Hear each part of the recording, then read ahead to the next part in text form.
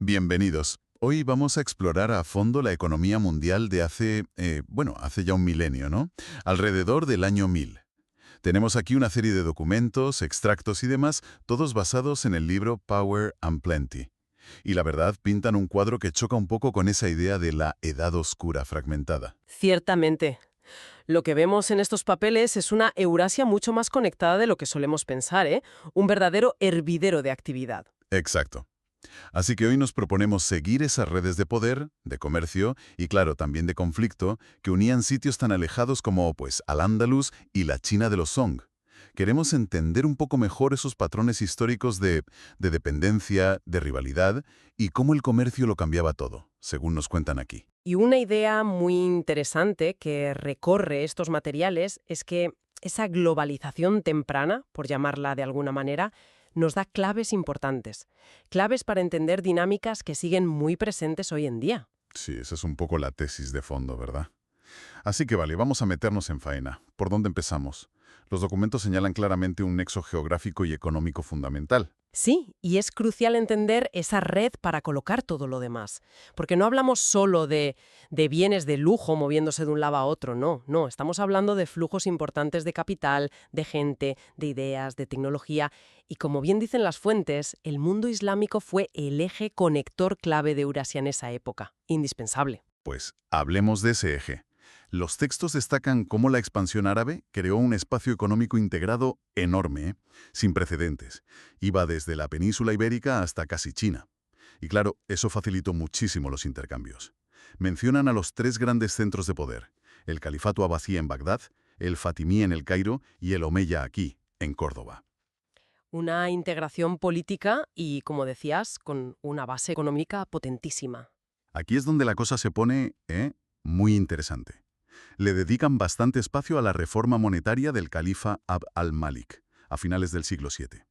Por lo visto, cogió el sólido bizantino, la dracma sasánida, y los fusionó en un nuevo estándar bimetálico, el dinar de oro y el dirham de plata. Y lo fascinante, que lo recalcan mucho, es la estabilidad de ese sistema. Más de 3 siglos sin devaluaciones importantes. Imagina lo que eso supone para el comercio, para la confianza. Increíble, sí. ¿Y cómo lo lograron? Los textos apuntan a un control casi total de las fuentes de metales. Mencionan el tesoro persa que heredaron, el oro de Nubia y África Occidental, y sobre todo las minas de plata de Asia Central, de Irán, de Transoxiana. La confianza era tal que esas monedas, el dinar y el dirham, circulaban y se aceptaban lejísimos de allí. Claro, una moneda estable, aceptada en un área tan vasta, eso es un lubricante esencial para el comercio a gran escala. Y por supuesto, ese control de los metales era la base del poder, el económico y el militar. Iban de la mano, no se pueden separar. Este dinamismo, según lo describen, se concentraba en grandes ciudades como islas urbanas. Bagdad, Basora, Samarcanda, El Cairo. Eran centros de consumo enormes y nodos comerciales clave. Me ha llamado la atención un detalle que dan sobre Bagdad, su diseño original redondo, con 4 puertas orientadas justo a las grandes rutas comerciales. Muy simbólico, ¿no? Sí, eran mucho más que mercados, eran crisoles donde se mezclaban culturas, tecnologías. La concentración de gente, de recursos, siempre impulsa la innovación. Un ejemplo muy claro que ponen es el papel. Dicen que Samarcanda, que era un centro caravanero vital en Asia Central, se convirtió en un núcleo de producción de papel, y que para finales del siglo X el papel de allí había desplazado casi del todo al pergamino en el mundo islámico. Imagínate el impacto, en la administración, en el saber. Es una transformación brutal.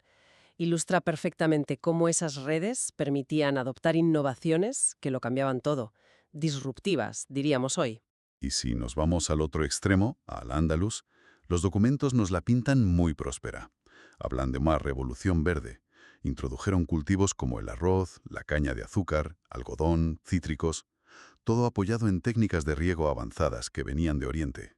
Y señalan algo interesante a nivel social, el paso de esclavos a arrendatarios, lo que sugieren que pudo mejorar la productividad. Una base agrícola fuerte que permitió luego desarrollar otros sectores, claro. Efectivamente, los textos hablan de una industria potente de lujo. Seda, el cuero de Córdoba famosísimo, el acero de Toledo, el papel de Játiva, productos que, indican, se exportaban tanto al norte cristiano como hacia el este islámico. Y ahí vemos otra vez la conexión entre riqueza y poder. Esa prosperidad, según explican, alimentó una rivalidad geopolítica muy fuerte. Detallan la competencia entre los omeyas de Córdoba y los fatimíes de Egipto por controlar las rutas del oro del Sáhara. Los dos querían asegurarse ese flujo de oro que era vital para sus estados, para acuñar moneda, y usaban a las tribus bereberes como intermediarias o aliadas. Era un cuello de botella estratégico por el que se peleaban a muerte. Entonces, toda esta gran zona económica islámica, con su demanda, sus conexiones, generó como ondas expansivas hacia otros sitios.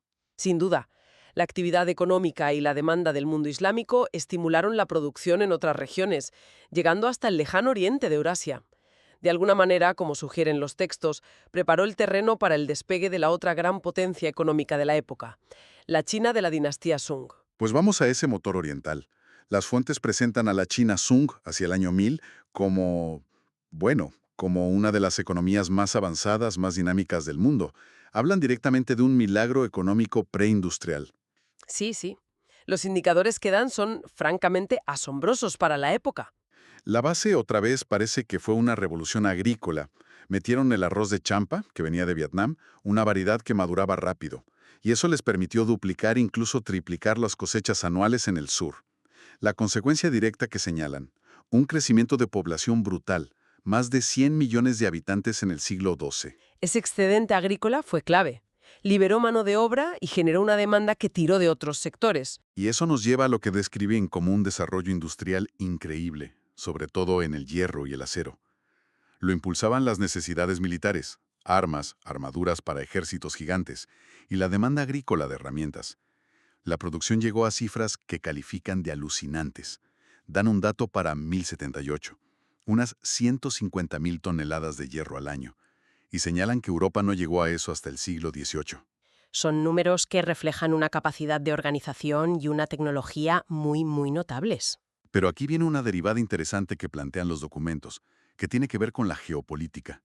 La presión militar constante de los pueblos nómadas del norte, los gitanos, la dinastía Liao, o los Tangut, Shea, acabó bloqueando las rutas terrestres de la seda tradicionales, y argumentan que eso forzó a los Sung a buscar alternativas, a reorientarse y apostar fuerte por el mar. Es un ejemplo muy claro de cómo las presiones externas pueden forzar cambios estratégicos. Ese giro marítimo de los Sun, tal como lo describen, parece una respuesta directa a un problema geopolítico. Y lo hicieron de forma muy práctica, por lo que se lee. Parece que sí. Los documentos describen una política comercial muy abierta al mar. Crearon aduanas imperiales en por lo menos 9 puertos importantes, como Quanzhou y Guangzhou, Cantón. Ponían aranceles bajos y escalonados, un 10% para bienes finos, un 6-7% para los bastos, buscando claramente fomentar el comercio. Hay una cita que recogen del emperador Cao Zun, de 1137, que es muy clara. El beneficio del comercio marítimo es muy grande. ¿No será mejor promover este comercio que gravar al pueblo? Una mentalidad muy mercantilista, ¿no? Desde luego. Y este enfoque se apoyó en innovaciones náuticas importantes que también mencionan. Construían grandes juncos oceánicos, usaban compartimentos estancos para más seguridad, timones de popa muy eficientes, velas móviles que les daban más versatilidad para navegar. A pesar de todo esto, los textos señalan la conquista mongola en el siglo XIII como un trágico revés. Dicen que interrumpió un posible camino hacia una industrialización temprana, mucho antes que Occidente. Es una reflexión importante sobre la vulnerabilidad. Demuestra que incluso una potencia económica muy avanzada, muy sofisticada tecnológicamente, puede ser vulnerable a las grandes disrupciones geopolíticas. Una lección que resuena, ¿verdad? Y, claro, este vuelco marítimo de China intensificó la actividad y la competencia en el Océano Índico, que ya estaba bastante concurrido. Hablemos de esa encrucijada marítima. El sudeste asiático y el Océano Índico eran el corredor vital que conectaba China con el mundo islámico. Los documentos lo describen como un escenario de comercio muy activo, pero también de rivalidades intensas. La geografía ahí es clave. Quien controlaba los estrechos de Malaca y la Sonda, pues controlaba una arteria principal del comercio mundial de entonces. Durante siglos, explican, el imperio de Srivijaya, en Sumatra, había tenido ese control. pero su dominio fue desafiado por la dinastía Chola, del sur de la India, que estaba emergiendo como potencia naval y comercial. El clásico escenario, ¿no? Un poder establecido frente a un retador con ambición. Los documentos detallan un episodio clave, la gran incursión naval chola de 1025. El emperador Rayendra I lanzó un ataque sorpresa devastador contra los puertos de Srivijaya. Lo presentan como un caso de estudio de cómo usar el poder naval para romper el monopolio de un rival sobre un punto estratégico. Las consecuencias que describen fueron la desestabilización de Srivijaya, una reorganización de las rutas y que surgieran otros actores, como el Imperio Jemer en Camboya o el de Pagan en Birmania, que intentaron sacar tajada promoviendo rutas alternativas, como la del Istmo de Kra en Tailandia. Esto nos recuerda a una dinámica que se repite en la historia, la lucha por controlar las rutas comerciales críticas. Y en este contexto, las fuentes destacan el papel de unos actores fascinantes, los grandes gremios mercantiles tamiles del sur de la India como los Ayayabole y los Manigraman. ¿Y qué tenían de especial estos gremios? Pues según los textos, tenían una autonomía increíble. Llegaban a tener sus propias tropas para proteger sus caravanas y barcos. Funcionaban casi como corporaciones multinacionales tempranas, con redes comerciales por todo el Océano Índico y más allá. Los documentos, y citan una inscripción de un templo, enumeran una variedad de productos que movían asombrosa. De China salían porcelanas, sedas. Hacia China iban especias, maderas y resinas aromáticas, incienso, sándalo, marfil de África, e incluso acero indio de alta calidad, que describen como grado militar. Llama la atención, ¿eh? El mayor productor de hierro del mundo importando acero especializado. Refleja la complejidad y la especialización que ya había en las cadenas de suministro. Impresionante. Y los propios mercaderes chola comerciaban mucho como productores o intermediarios, con cosas como elefantes de guerra, caballos, muchísimas gemas, zafiros, perlas, diamantes, más especias, cardamomo, clavo, maderas preciosas, la lista es enorme. Y esta actividad comercial tan intensa, como señalan, tuvo consecuencias más allá de lo económico. El legado más duradero de esta época, sugieren, fue la expansión del budismo Theravada desde Sri Lanka hacia gran parte del sudeste asiático continental, un proceso que facilitaron estas redes marítimas. Mientras todo esto pasaba en Asia y el Índico, ¿qué ocurría en el extremo oeste de Eurasia, en Europa occidental? Las fuentes la presentan siempre como la periferia más desconectada en torno al año 1000. Y aquí exponen un debate historiográfico clave. Ah, sí. El famoso debate Pirrene contra Bolin sobre el impacto del Islam en Europa, un clásico. Eso es. Por un lado, la tesis de Henri Pirrene, muy influyente. Él decía que las conquistas árabes del siglo VII cortaron las rutas del Mediterráneo, aislando Europa occidental y haciendo que volviera a una economía agraria autárquica. Su frase famosa era, sin Mahoma, Carlomagno habría sido inconcebible, sugiriendo que el imperio carolingio fue resultado de ese aislamiento. Pirrene se basaba en lo que llamó las 4 desapariciones de los registros europeos: el papiro, las telas orientales, las especias y las monedas de oro. Pero luego llegó Sture Bolin y propuso una interpretación totalmente distinta, que estos documentos parecen apoyar más. Exacto. Bolling le dio la vuelta. Sugirió que la prosperidad del mundo islámico, lejos de aislar a Europa, la estimuló indirectamente. ¿Y quiénes fueron los intermediarios sorpresa en esto? Pues los vikingos, o varegos, como los llamaban en el este. Aquí es donde la historia se vuelve contraintuitiva y fascinante. La conexión vikinga que describe Bolin y que las fuentes detallan se basaba en que los varegos explotaban las redes fluviales de Rusia, intercambiaban productos del norte, pieles, ámbar y sobre todo esclavos capturados en zonas eslavas por cantidades enormes de dirhams de plata islámica. Esta plata venía sobre todo de las minas de Asia Central, Transoxiana, Afganistán, controladas entonces por el Emirato Samaní, que era vasallo del Califato Abasí. Y tenemos pruebas de este flujo tan peculiar. Las fuentes mencionan 2 tipos de evidencia principales. Primero, los hallazgos arqueológicos espectaculares. Miles y miles de monedas de plata islámicas, dirhams, encontradas en tesoros por toda Escandinavia, el Báltico, incluso Rusia. Segundo, testimonios escritos, como el de Ibrahim Ben Yaqub, un viajero judío de Al-Ándalus que a mediados del siglo X contó haber visto dirhams acuñados en Samarcanda usándose en Maguncia, en plena Alemania. Una conexión global alucinante. Es increíble pensar en esa plata viajando de Asia Central a Alemania por Rusia y Escandinavia. ¿Cómo funcionaba eso económicamente? Lo que describen es básicamente un arbitraje de recursos a escala masiva. Los vikingos fueron intermediarios disruptivos, conectaron la fuerte demanda de esclavos y pieles en el rico mundo islámico con la oferta que había en el norte y este de Europa, y a cambio recibían plata.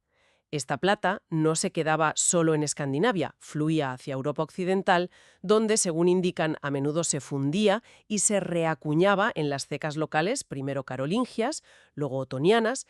Este chorro de metal precioso fue vital para la remonetización y la lenta recuperación económica europea.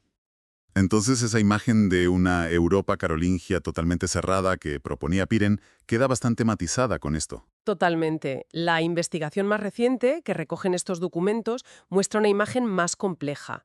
Las grandes propiedades de la iglesia, las abadías, eran centros de producción y comercio importantes. Había especializaciones regionales como los paños de Frisia o la cerámica de Badorf, y el comercio en el Mar del Norte y el Báltico, con frisones, anglosajones y los propios vikingos, era bastante activo. Conectaba a las islas británicas, Escandinavia, el continente. O sea que Europa no era el centro del mundo, ni mucho menos, pero tampoco estaba completamente aislada. Exacto.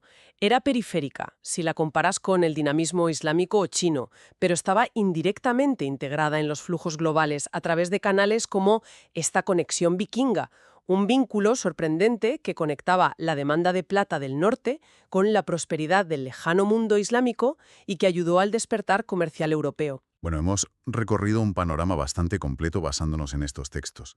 Entonces, ¿qué nos llevamos de todo esto? ¿Cuáles son las grandes conclusiones, las lecciones estratégicas que sacamos de este análisis de la economía global del año 1000? Pues los textos parecen apuntar a varias ideas clave que, la verdad, resuenan hoy. La primera que resaltan es la importancia crítica de los conectores estratégicos. El mundo islámico, por donde estaba y por su dinamismo, fue el eje indispensable que unía las partes de Eurasia. El poder, sugieran, no estaba solo en producir, sino también, y quizás sobre todo, en controlar los flujos, las rutas. Un principio que vemos hoy con el control de infraestructuras, rutas marítimas, plataformas tecnológicas, ¿no?